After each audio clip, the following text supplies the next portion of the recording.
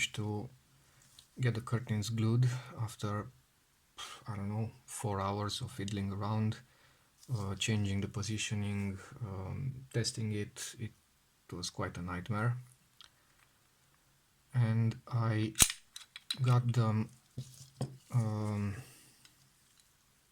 re-glued without taking the curtains out of the crate. Got some dirt on them in the process, and I guess I learned a couple new things about these shutters. One of the most important things is the fact that the leeway that you have in positioning is extremely small.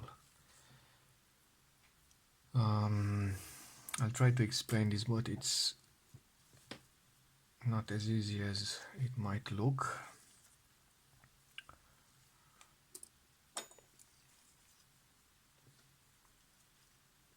Okay, so this is the restraining gear. As discussed before, it has a channel, and it spins, of course, around its central axis, but it can only go from here to here. So it describes an arc of a circle. This is the bottom roller from the shutter stack that is also geared, and it meshes with the restrictor gear. So in fact the shutter drum and rollers, pretty much that's saying the shutter curtains, can only go from like here to here, and that is the maximum range of motion from left to right. So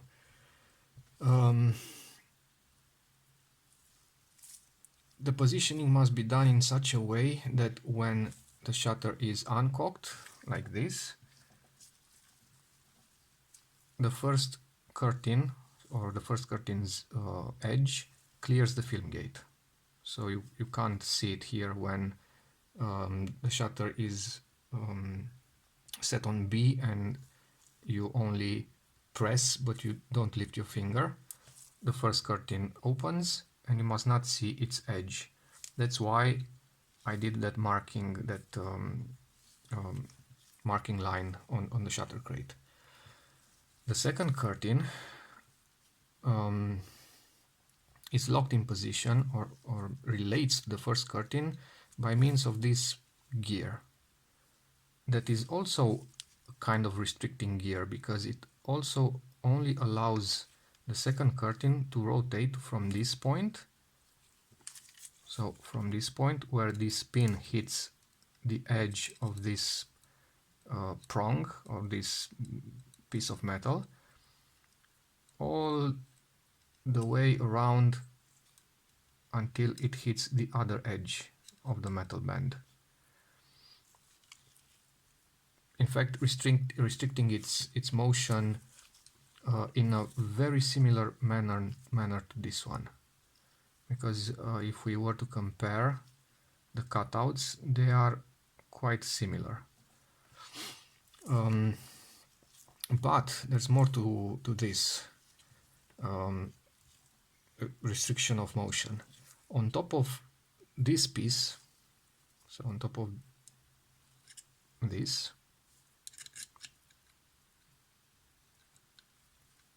there's going to be this little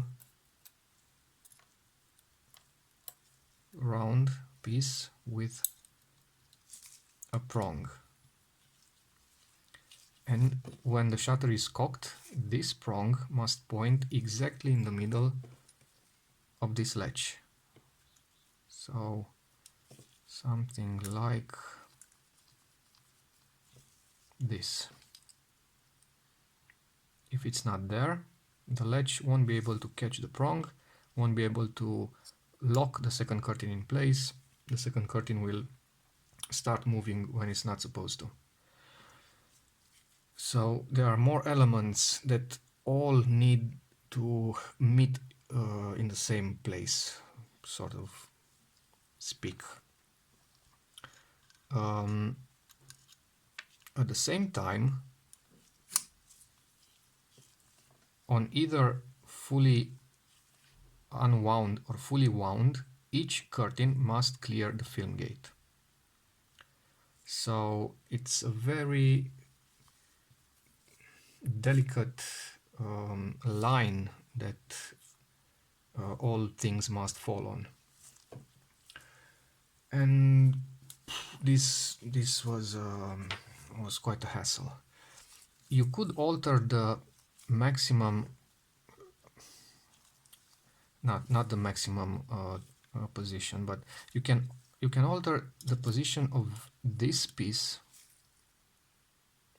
Let's say it's too much to the left of the camera. You can alter it by moving it just a tad more to the right after everything has been put back in the camera by changing the position of this gear. So changing it one tooth to the left or to the right. But one tooth, so the actual rotation of this gear by one tooth translates in something like 1.5 millimeters of travel distance. So it's quite a lot. It's quite a lot, and it might mean that, for instance, you want to move it so that this prong points to the cutout in the latch, in the brake. When changing that, you might end up with the first curtain's edge showing in the film gate. And the only resolve to that problem is to modify the insertion points of the ribbons. In a similar manner, if the second curtain shows, and it will almost always show on the right side of the crate, you will need to change the insertion point of the second curtain on the drum. So the actual leeway, the actual envelope of how should I say, of possible positions or possible positioning of the curtains in which everything lines up and it's still functional is very small, and yet it's enough to really alter the shutter speed. I decided to just stick to what I know, so follow as much as possible the initial guidelines, the initial scratches that I did on the crate, and try to get it as close as possible, try to balance the traveling speeds of the curtains, and just be done with it. Meaning, not that I want to abandon it, but it's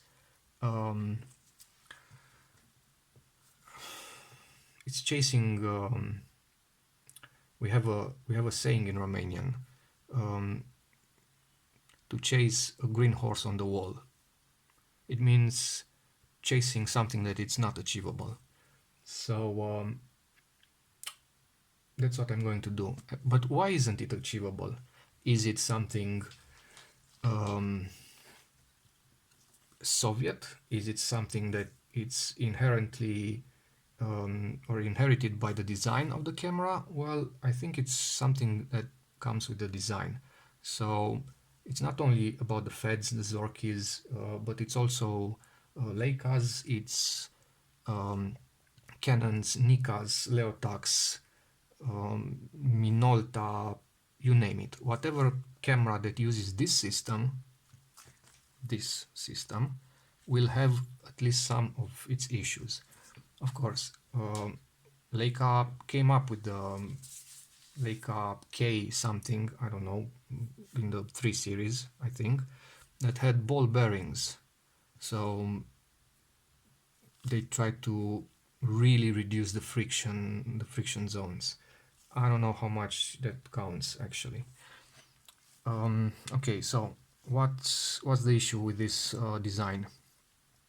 Well, first of all, the first impression is that the two shutters, the two shutter curtains are not connected to each other, because pretty much they are not in a very visible physical manner. But in fact they are. Just a moment, I'm trying to put or convince this ribbon to stay in its place, but that's not so easy. Okay,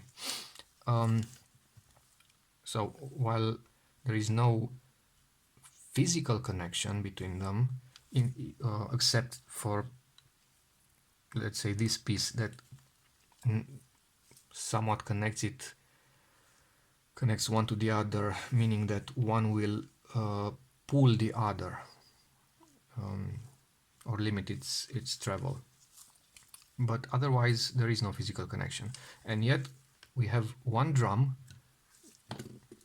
So one drum that is actually spinning, come on top of an axle. The drum is the second curtain, the axle is the first curtain. As much as I polish the axle, as much as I can polish the inside of the area that will rub against the axle, there will always be some amount of friction. It's inevitable. So when you release the shutter, the first thing that happens is the first curtain starts to spin, and it will spin clockwise. If we are talking about the slowest shutter speed, in the case of the FED, so 1/30th, it will not matter, because the first curtain will travel from right to left. It will reach the end of its travel, so it will stop, and only after that the second curtain will start its travel. But for every other speed, the second curtain will start to move while the first curtain is somewhere within the film gate, so it's somewhere within its path of travel. When that happens, the friction, as small as it is between these two elements, will actually, so the friction given by the fact that one is spinning and one is not, will in fact induce a very small rotational momentum to the drum. So this one spins, this one is released, and it will have the tendency to also spin because it will be dragged by the friction induced by the shaft. How much induced friction and therefore movement? A very small amount, but it's actually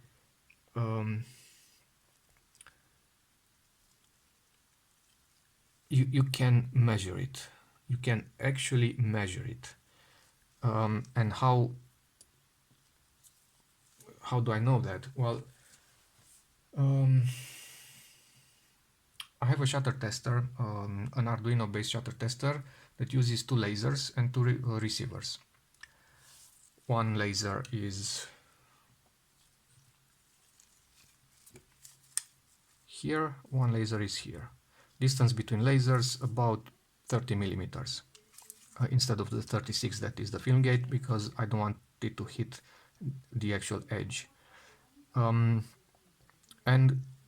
the tester gives me different values for each curtain, or better said, different measurements for each laser.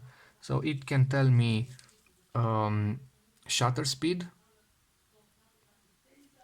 for each of the two curtains.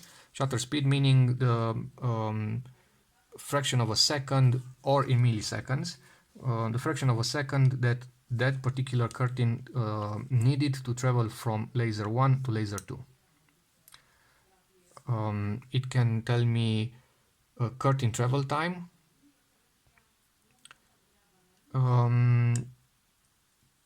if the curtain bounces or not. So a myriad of information that I need to um, take into account and to interpret in a correct way. And what I noticed was the fact that when adjusting one curtain, for instance, I increased tension on the first curtain, this one, the lower one, and that translated into a decreasing or a decreased time of travel for the second curtain. So the second curtain traveled faster after I increased tension in the first curtain's roller, as if the two are linked. It's not a big increase, but it was something like the travel time decreased from 26 milliseconds to 24 or something like that. But it's a very big problem because the shutter tester will, for instance, at some point tell you that for curtain, I don't know, curtain 1 moves faster than curtain 2. Okay, so the tendency is to increase tension in curtain 2 or decrease in curtain 1. But once you do that, the other one will also be affected. So it's like chasing your own tail.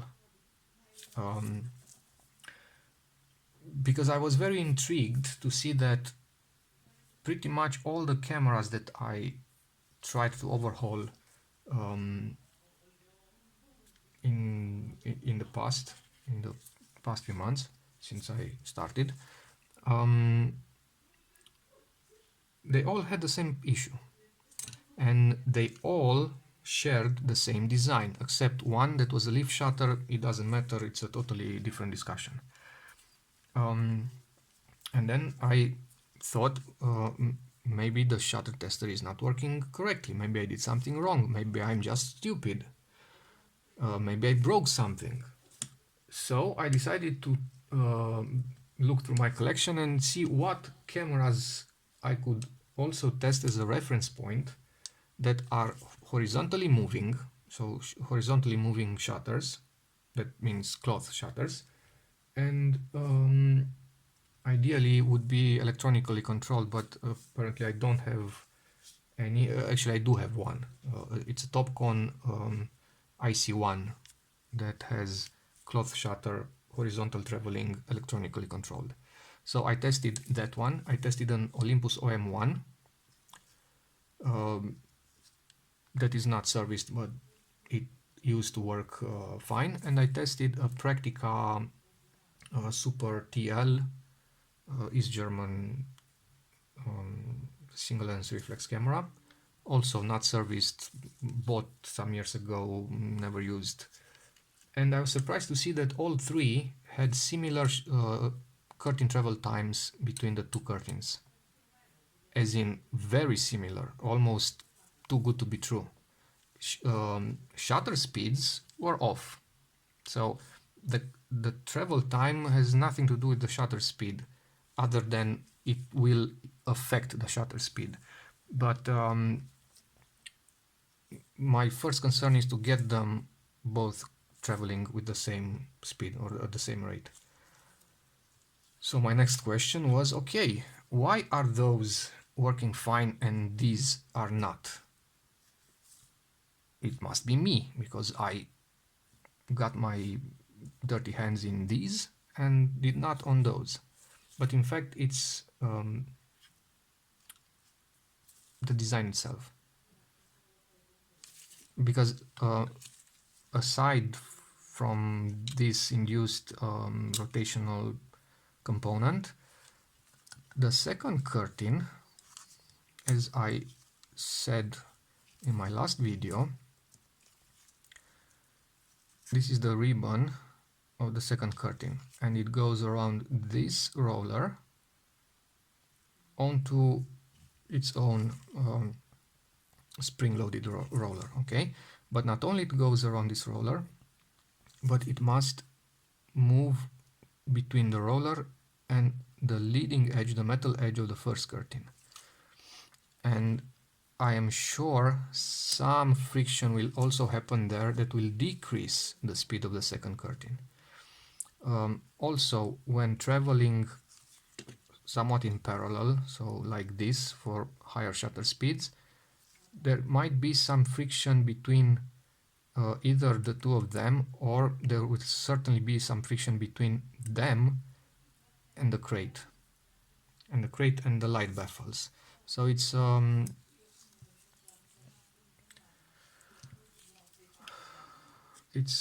like stacking more factors that all lead to the same in the same direction. This one looks very wonky uh, out of the crate, but it's in fact okay. And this is one of the reasons I hate changing things with them in place, because you'll never be able to get them sitting straight. So assessing the way you glue things is very difficult. Okay. All right. So I took this one out. I wanted to talk a bit about these issues because it was an aha moment for me when I found a topic discussion on a rangefinder forum, and it was all about these particular things of these shutters. Okay, that's one reason. The other reason is I need to put this back, the flash sink, before I can put the shutter crate back, and everything else I think can be replaced afterwards, because there is only this one, so the rangefinder arm. Just a second.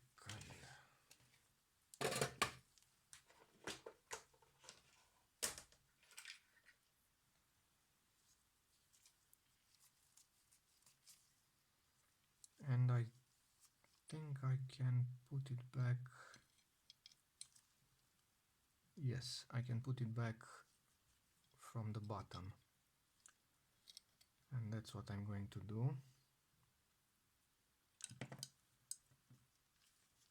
Although I could put it back right now because it will not interfere with the shutter, and I can see better what I'm doing. So this is it's like a slice of pizza, so sort of a triangle with a round edge, and I think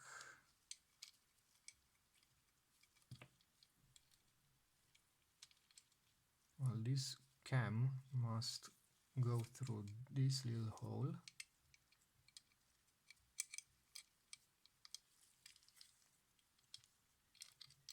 Oh, come on.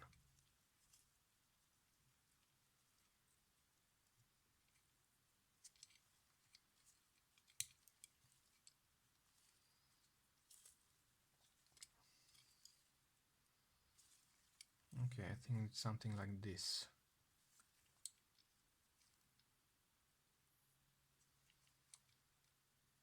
The holes line up, and this round piece follows this round cutout, so it only makes sense. Okay, and it has 3 screws from the top.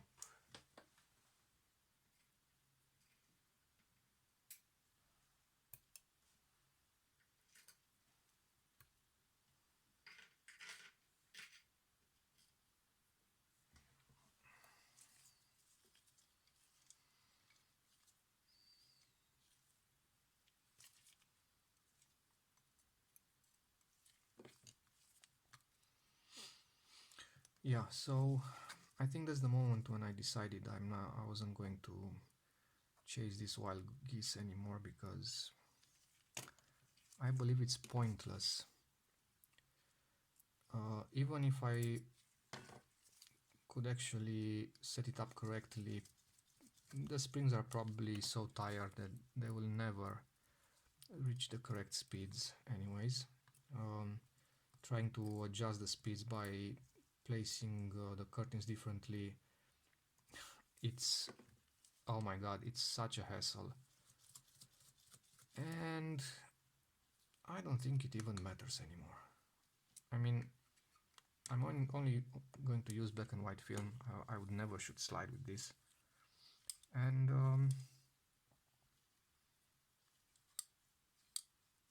I'll just make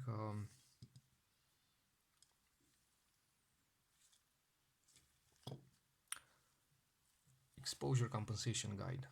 So I'll measure the shutter or the shutter speeds, and I will make a little piece of paper with the actual values, so I know how to compensate if the error is constant, which is not, because for sure faster shutter speeds will be way more off than slower ones. But if it was a constant error, then that would have been easier, because I could always compensate from the metering, expose it to different ASA. And it doesn't really matter actually, because wire,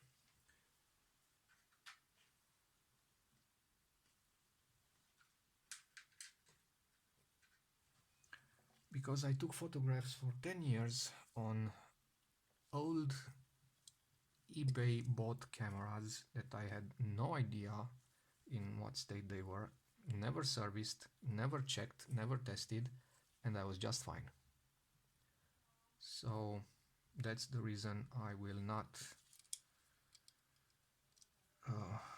make such a big fuss out of this.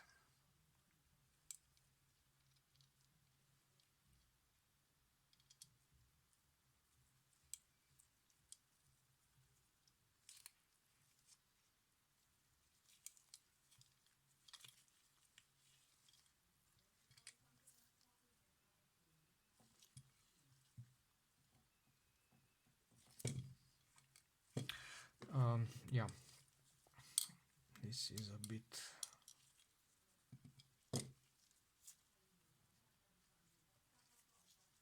it has to slits in its circumference that should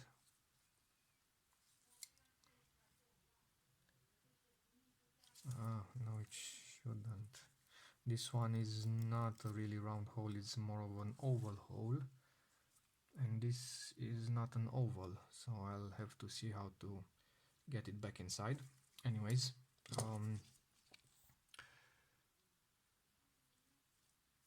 that's about it, I think. Fast forward, time lapse, put it all back, test the shutter again, and finish the rebuild.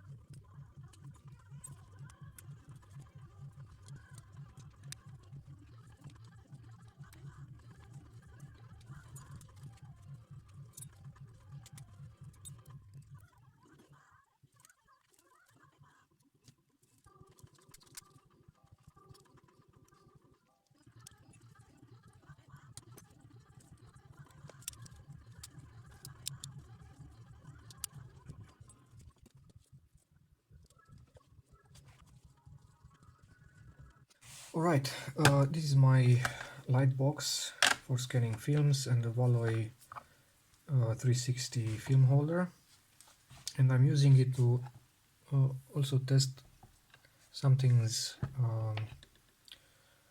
like even exposure, capping and so on, and also to test, well, I'm not using this for such a test, but it's easier for you to see the gap between the curtains. So if I turn it on,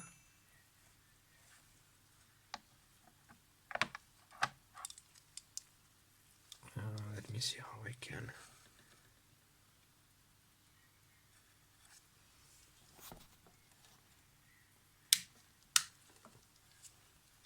Okay, if I turn it on, see, I'm looking for an even exposure. It's obviously a bit canted, but the difference is very small. And it's partially because the metal laths are ever so slightly curved. I don't know why. So they are not perfectly straight. They are a bit curved. So at some points, being two curves like this, the ends of the curtains touch, and in the middle there's a slight gap. But in my case, one of the curtains, I think the second one, is just ever so slightly skewed, but it's not something that's worth taking it off again.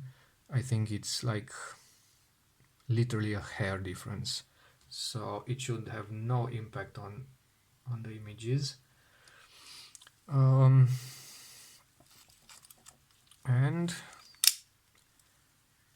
this is how it looks on B. I shouldn't have replaced the rangefinder cam at this point because it's in the way. So when at B, I try to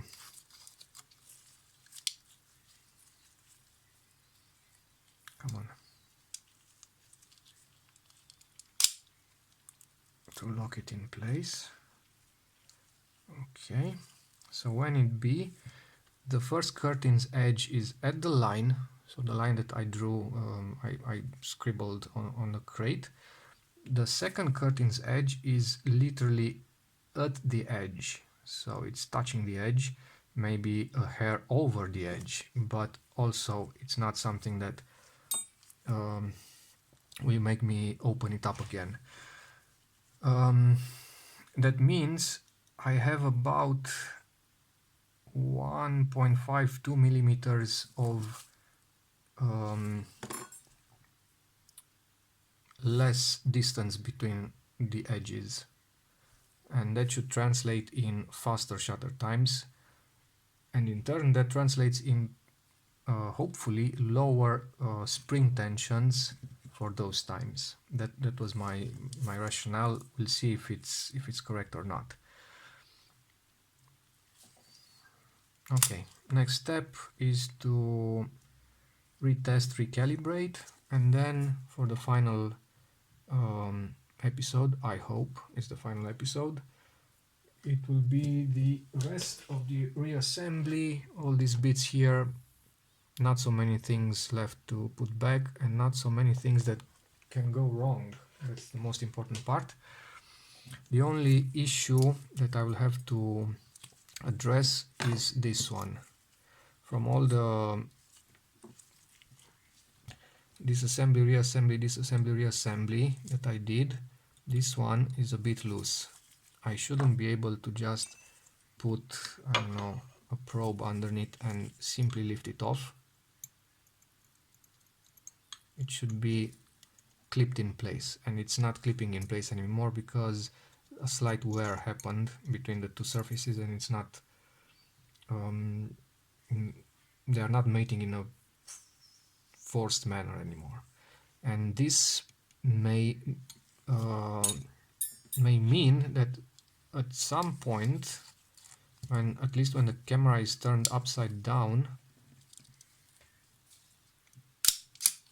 but I don't think I can replicate that. See, my finger is off the button and yet it stays in B. And it does that because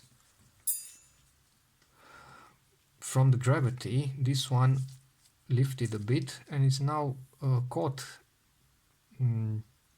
or trapped behind the brake without the brake being in its lowermost position. And if I'm touching this one, it releases. So I'll have to somehow glue this on, because obviously it's not in a fixed position anymore.